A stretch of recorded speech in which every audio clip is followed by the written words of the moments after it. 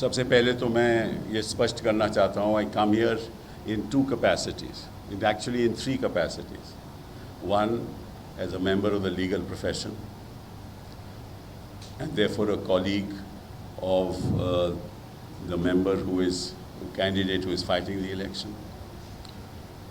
Two, in my capacity as a member of parliament. And three, as a citizen of this country. That's how I come here. Chandigarh, of course, is my hometown. I studied here at St. John's. I first studied in Senior Model School, Chandigarh, Sector 16, then came to St. John's. And I have very fond memories. My father was a lawyer, senior advocate in Chandigarh. So I am very, very deeply involved in whatever happens in Chandigarh. So I want the right man to be elected. I want a man who understands how Parliament runs, a man who has a vision, a man who writes on several subjects, multifarious subjects, who understands the politics of the day and deeply committed to the cause of people in the country. And therefore, I come here for him. I was also a congressman for several years, so the blood of a congressman runs through me even now. So now कुछ बातें मैं आपसे कहना चाहता हूँ. सबसे पहले तो मैंने आज अभी टीवी में बैठा था. मैं अक्सर टीवी देखता नहीं हूँ, पर होटल में चले गए तो देखना पड़ता है. तो मेन स्ट्रीम टीवी में देख रहा था, तो वहाँ मतलब कि हमारे प्रधानमंत्री जी कन्याकुमारी में विवेकानंद रॉक मेमोरियल में ध्यान करने जा रहे थे. मतलब कि ध्यान करने जा रहे थे. अभी जिस शख्स को विवेक का मतलब नहीं पता, जिस शख्स को मालूम नहीं कि विवेक का मतलब क्या है, वो क्या ध्यान करेगा. मतलब कि एक फोटो आपको याद है तो केदारनाथ भी ऐसे ही गए थे, केदारनाथ भी ऐसे ही ध्यान कर रहे थे. तो अगर वो प्रायश्चित करने जा रहे हैं तो अच्छी बात है.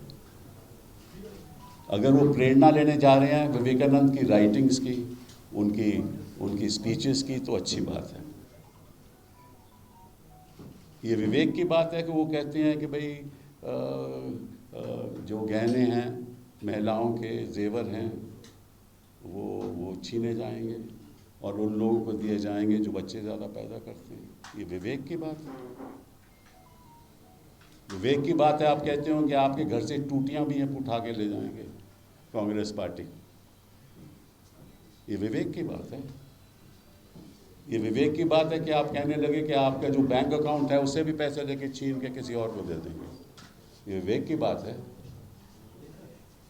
ये विवेक की बात है. वो कहते हैं कि भाई आप अगर वोट बैंक पॉलिटिक्स की गुलामी करते हो, जिहाद वोट की पॉलिटिक्स करते हो, गुलामी करते हो, तो मुझे लेके भी गुलामी करो. ये विवेक, इसको विवेक कहते हैं. तो प्रधानमंत्री जी पहले ये तो बताइए कि आप काहे को जा रहे हो. आपने उस दिन, मैंने सुना प्रधानमंत्री जी ने कहा कि जिस दिन मैंने हिंदू मुस्लिम की बात की उस दिन मुझे प्रधानमंत्री नहीं रहना चाहिए. मतलब इतना बड़ा सच बोल दिया उन्होंने. मैं कभी सोच ही नहीं सकता था कि इतना बड़ा सच बोल देंगे. लेकिन जो भी इसका मतलब जो भी हमने देखा वो गलत देखा. मतलब कि गलती हमारी है कि हमने ऐसा देखा, क्योंकि प्रधानमंत्री ने ऐसा कहा ही नहीं. मुझे याद है जब ये सत्ता में पहली बार आए और आने से पहले बड़े भाषण देते थे, ज़बरदस्त भाषण, और आप लोग आकर्षित भी होते थे. आज भी आकर्षित होते हो. आपकी वजह से नहीं, आप रिपोर्टर तो ज़्यादा आकर्षित नहीं होता, आपके जो ओनर्स हैं ना वो ज़्यादा आकर्षित होते हैं. तो क्या है, उन्होंने कहा जीतने से पहले, कहते हैं कि आपने कांग्रेस को 60 साल दिए, मुझे आप 60 महीने दे दो. याद है आपको? Just give me 60 months and I will give you a new Hindustan. What Hindustan he has given us after 120 months? जब 60 महीने ख़त्म हो गए, बोले मुझे 60 महीने और चाहिए।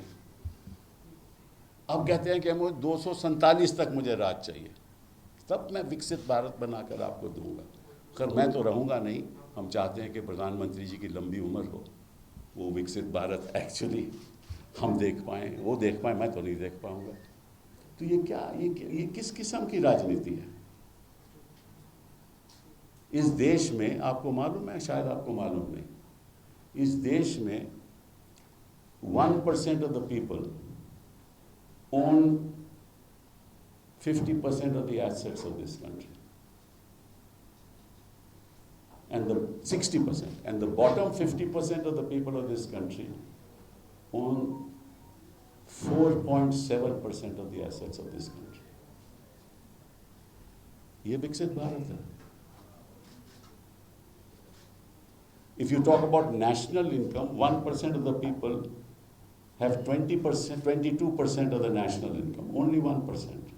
And 50% of the people have only 13% of the national income. And what does 50% of the people mean in this country? If it's 1.4 billion people, that means 700 billion people. मतलब कि 70 करोड़ लोग, 70 करोड़ लोग, और 1% have 22% of the national income। ये भारत है। महंगाई का कोई स्तर ही नहीं है। ये तो अच्छी बात है कि मैं इस शहर में आया हूँ जहाँ education is number 1, literacy is number 1 in the country. मैं उस शहर में बैठा हूँ, मैं यहीं पढ़ा हूँ, यहीं पढ़ा था। इस शहर में आया हूँ जहाँ health is number 1 in the country. Most educated people in this country live here, and I'm sure when they go to vote on the 1st, they should remember that they are educated people and they should apply their minds and not be persuaded by the meditation of our dear Prime Minister in the Vivekanand Rock Memorial. आप अगर हिंदुस्तान की पिछले 10 साल की history अगर आप लिखने लगोगे तो आपको मालूम नहीं होगा कि हम लिखें क्या। इन्होंने सारे संस्थाएं तो कैप्चर कर ली, जुडिशरी के अलावा media captured, main stream media captured. Election commission has become a reception commission, मतलब जो आप कहोगे हम करेंगे। So election commission is also captured. Schedule तय करना हो इलेक्शन का, दे डिसाइड। बीजेपी के जो भी चाहते हैं वो वैसे ही शेड्यूल होता है।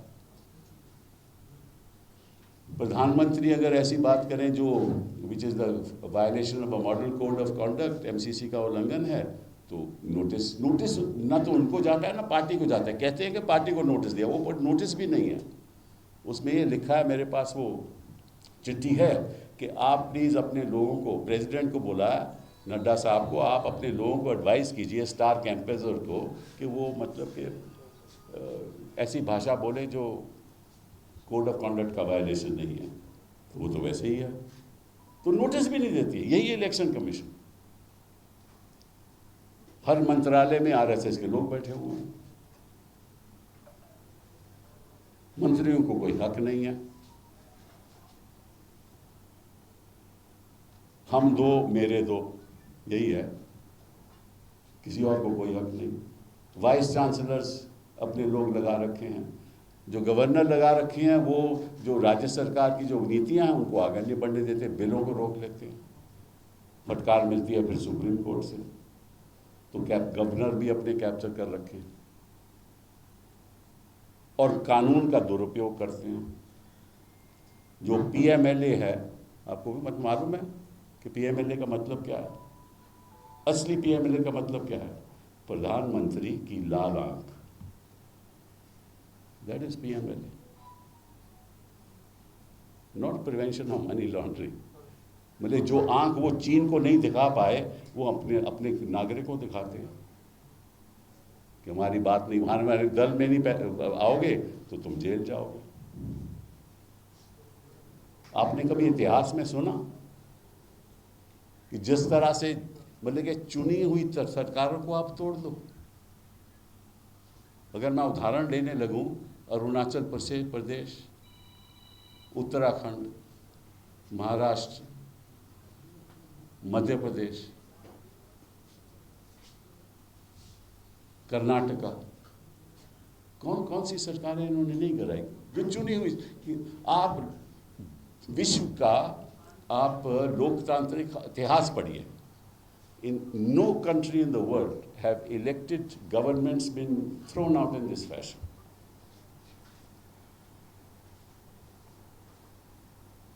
You offer them, first you say कि 70,000 करोड़ का घपला हुआ है, उसको हम तुरंत ही जेल भेजने वाले हैं, फिर उसको आप डिप्टी चीफ मिनिस्टर बना देते हैं, वो आपके धन में आ जाता है।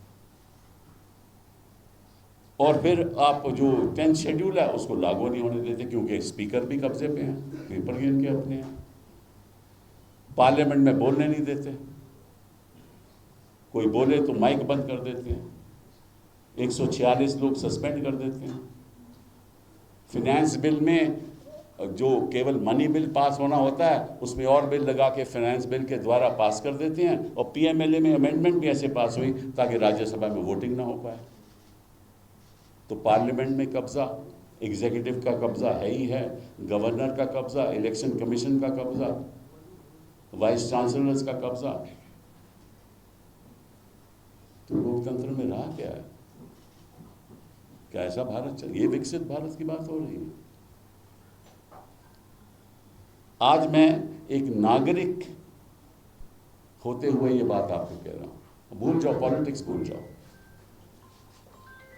आप पॉलिटिक्स भूल जाओ।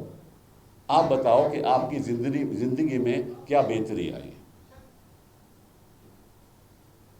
जहां तक एजुकेशन का सवाल है, वहां पैसा कम देते हैं। बाकी देशों में आप चले जाओ, कहीं भी चले जाओ, the expenditure on education is something between 9 to 12% of GDP. It is less than 4% here. It is 3.2%. स्वास्थ्य की कोई सुविधा नहीं है, कोई सुविधा नहीं है स्वास्थ्य की। और एक आम आदमी को और एक परिवार को क्या चाहिए? They want health care and they want education. अच्छा, और दुनिया आर्टिफिशियल इंटेलिजेंस अपना रही है, वो तो अपनाएगी क्यों? उनके पास तो संख्या लोगों की है नहीं, तो naturally they don't have people to do their job, so they are moving towards artificial intelligence. कि जो जॉब आदमी नहीं कर सकता, उनके पास है ही नहीं, तो वो मशीन करेगी। हमारे पास तो आदमी ही आदमी है, महिलाएं हैं, हमारी वर्कफोर्स इतनी है। हम आर्टिफिशियल इंटेलिजेंस, आज के दिन में आपको क्या हो रहा है कि आप चले जाओ बेंगलोर में, चले जाओ हैदराबाद में, चले जाओ, वहाँ लोग हायर नहीं कर रहे कंपनीज, क्योंकि सब आर्टिफिशियल इंटेलिजेंस से चल रहा है, क्योंकि उनको कम्पीट करना है विश्व में। तो वहाँ people are not getting jobs. In fact people are getting unemployed even in a sector which is a very robust sector, which is 59% of the GDP of this country. The service sector is 59% of the GDP of this country. And the service sector is the one that absorbs all the educated people in this country. Right? And the agricultural sector only contributes about 16 to 18%, and the balance is by manufacturing. और manufacture ये क्या करते हैं, मैं इनसे पूछना चाहता हूँ। आपका जो मोबाइल फ़ोन है, यहाँ मैन्युफैक्चर तो नहीं होता, यहाँ वो होता है, इसके पार्ट्स इकट्ठे किए जाते हैं और फिर एक्सपोर्ट। फिर बात करें, हमने देखो इतने मोबाइल फ़ोन एक्सपोर्ट कर लिए, पर मैन्युफैक्चर तो होते ही ना। यहाँ तो मैन्युफैक्चर चाइनीज़ कंपनी या बाकी लोग कंपनी करते हैं। आपको मालूम है कि आपके टेलीकॉम सेक्टर में कोई ऐसी चीज़ नहीं है जो हिंदुस्तान में मैन्युफैक्चर होती हो। कोई ऐसा पार्ट नहीं है जो हिंदुस्तान में मैन्युफैक्चर होता हो।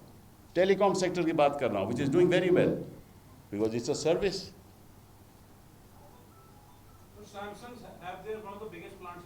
Samsung, it is Samsung, not our manufacturing. Tata are making manufacturing. No, you're mistaken. Tata iPhone के components.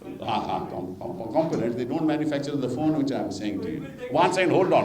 Are you a BJP man? No, I'm There's a wait till I finish my conference. Ask me any question. You are not supposed to ask me any question while I'm saying all this.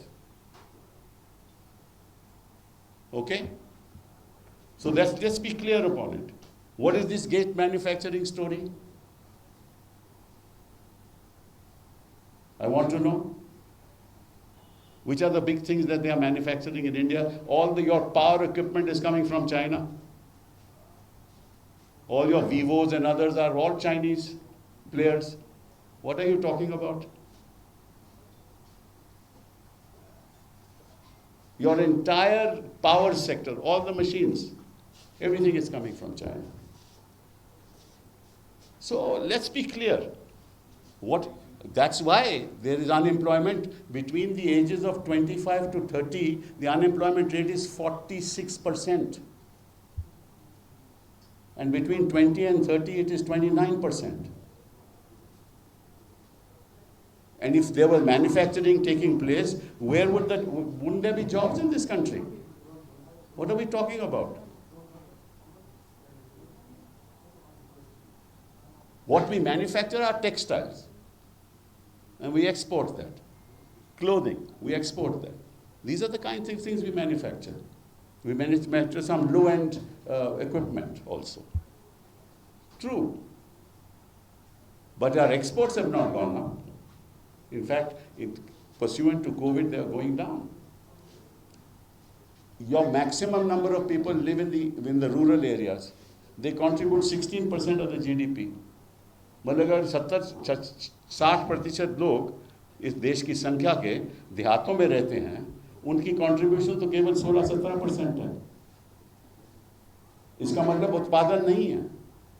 और वही लोग unemployment है, because agriculture में, खेतों में कोई employment नहीं है.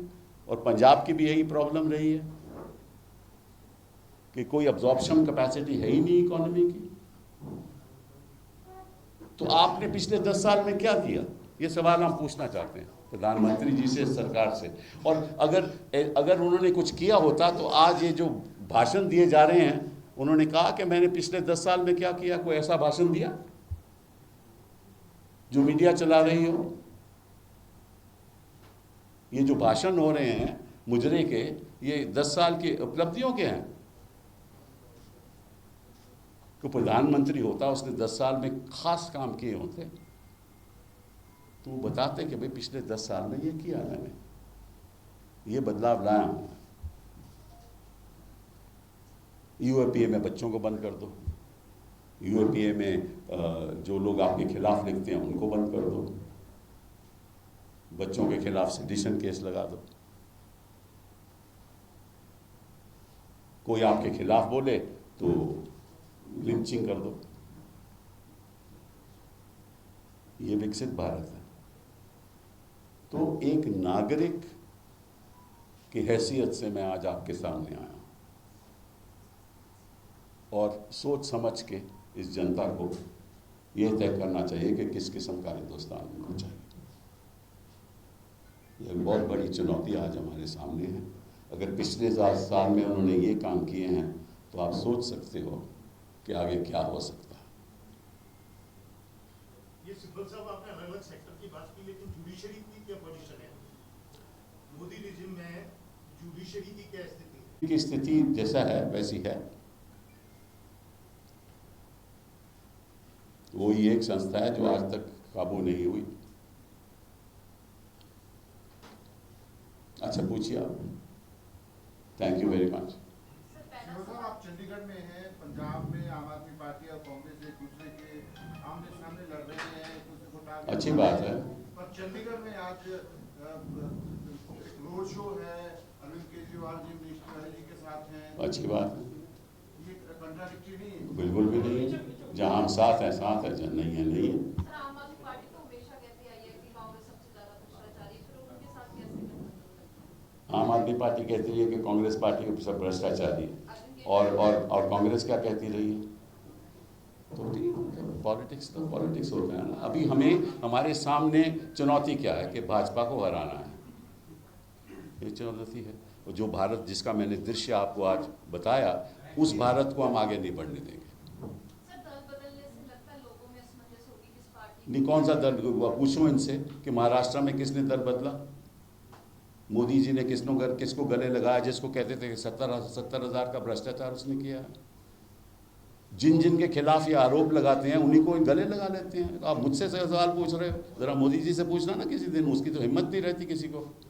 वो तो कहते हैं कि साहब आप आम कैसे खाते हो, कैसे अल्फांसो आप कैसे काट के खाते हो या चूस के खाते हो? ये तो आप सवाल पूछते हैं मीडिया के लोग। चलिए, नहीं आपने नहीं, मैं आपकी बात नहीं कर रहा, मैं तो मेरी आप जनरली की बात कर रहा हूँ। For the Supreme Court to decide, I have always been saying that this is a political vendetta.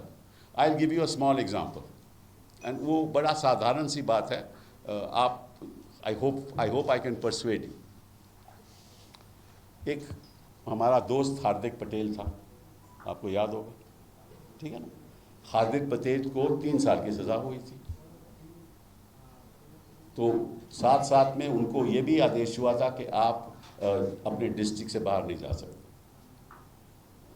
High court से फैसला हुआ, मैं उनका वकील था, हम यहाँ आए सुप्रीम कोर्ट में।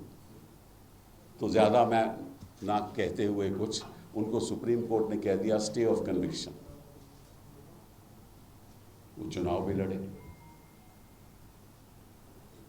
लड़े, जीते भी, भाजपा में शामिल भी हो गए। तो एक शख्स जिसकी कन्विक्शन हुई हो वो सांसद भी बन सकता है, एमएलए भी बन सकता है, ठीक है ना? फिर आ जाओ, ये तो एक उदाहरण हो गया, ऐसे कई उदाहरण हैं। दूसरा, आपके रेसलिंग फेडरेशन के जो प्रेसिडेंट हैं उनके खिलाफ चार्जशीट फाइल हो गई ना, चार्जशीटेड। वो प्रचार भी कर रहे हैं ना प्रचार अपने बेटे के लिए उत्तर प्रदेश में। तो एक कन्विक्टेड पर्सन सांसद हो सकता है, एक शख्स जिसके खिलाफ चार्जशीट है वो भी सांसद हो सकता है, प्रचार भी कर सकता है, और एक शख्स जिसके खिलाफ एलिगेशन है वो प्रचार भी कर सकता है। केजरीवाल के खिलाफ तो केवल एलिगेशन है ना। अब मैं आपसे पूछना चाहता हूँ, ये कौन सा कानून हुआ?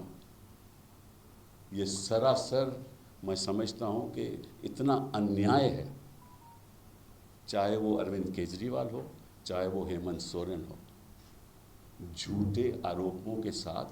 अब जैसे ही कोर्ट की डेट आती है, ये कहती हैं कि अभी हवाला में कोई व्हाट्सएप मिला, एक दिन पहले वो लीक कर देते हैं। ये भारत हमें नहीं चाहिए, ऐसा भारत हमें नहीं चाहिए। I hope you have now appreciated the answer that I have given you. The court should also think about this. What about, sir, the acquittal of Ram Rahim by Punjab and Haryana? Well, I don't follow the Ram Rahim story. I just have Ram in my heart. प्रधानमंत्री कह रहे हैं कि उसको कमजोर किया है कांग्रेस ने। मैं पूछना चाहता हूँ, मैं एबीसी रिजर्वेशन गुजरात में किसकी हुई है? मुस्लिम्स की हुई है ना?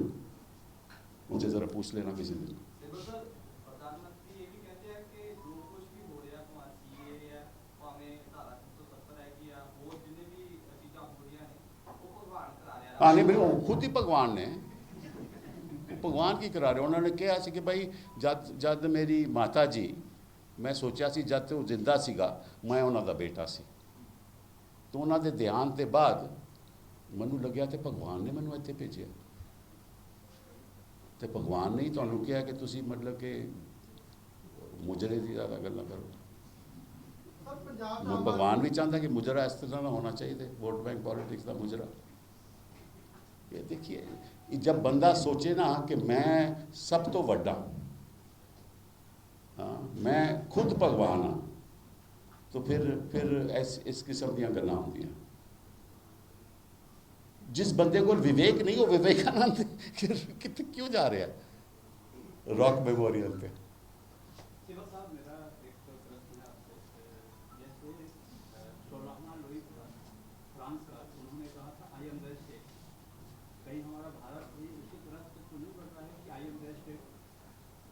But he is already the state. वो बढ़ क्या रहा है, वो है, वो तो वास्तविकता है। जो बनाए करते हैं हम, जो बनाए कर देते हैं। किसी को अंदर करना नहीं करना, मन मर्जी PMLA लगा देना, ये करना, सब डरे हुए हैं ना। क्वेश्चन इज कि भाई इंडस्ट्री बेचारी क्या करे। इंडस्ट्री मीडिया को कौन ओनरशिप मीडिया इंडस्ट्री की है। इंडस्ट्री के अपने हर रोज़ों के रोज़ काम होते हैं, एडवर्टाइजमेंट सरकार से मिलती है, इलेक्ट्रल बॉन्ड द्वारा ये सब तब they have become the richest party in the world. तो करे क्या कोई। ये सिबल साहब, ये 5 नंबर की इकोनॉमी इंडिया की हो गई है, इसके बारे में आपकी। तो मैं आपसे वो उदाहरण देता हूँ आपको। ये जो 5, 3, 2, इसका मैं ज़रा आपको थोड़ी सरल तरीके से समझा देता हूँ कि आपके परिवार के अगर 2 बच्चे हैं और आप मियाँ बीवी हो और 2 बच्चे कमाते हैं, तो आमदनी होगी ना। तो आपका जो टोटल कैपिटल है वो सबको पता होगा। आपके बच्चे अगर 6 बच्चे और पैदा कर दें, उनकी अपनी बीवियां हो जाए, उनकी भी नौकरियां लग जाएगी, तो बढ़ जाएगी। तो जिस देश में संख्या बढ़ती जाएगी वो इकोनॉमी बढ़ती जाएगी। इसमें कोई इकोनॉमिक्स की बात नहीं है, ये तो सिंपल अरिथमेटिक की बात है। जहाँ आमदनी बढ़ेगी तो इकोनॉमी बढ़ेगी। आपके मतलब के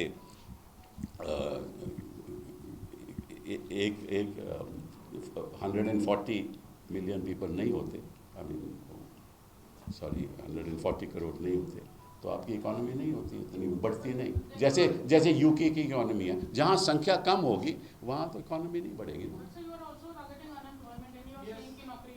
हाँ, अरे भाई कोई काम तो करेगा ना, कोई 50 रुपया पकौड़े बनाता है, बेचता है, वो तो पैसे तो आएंगे ना भाई, करेंगे। You are right. In other words, if somebody is not employed, he will do something or the other. He may go to Manrega and earn. That will also add to the economy. So I didn't say they are unemployed. Many of them don't get jobs, but those who get jobs still, when the numbers are there, the economy will certainly grow. But it has nothing to do with the growth of at the moment. If the economy is growing, do you know how much the government of India is borrowing? आपको याद होगा कि 2 दिन पहले Reserve Bank of India gave them 2.1 lakh crore. What does that mean?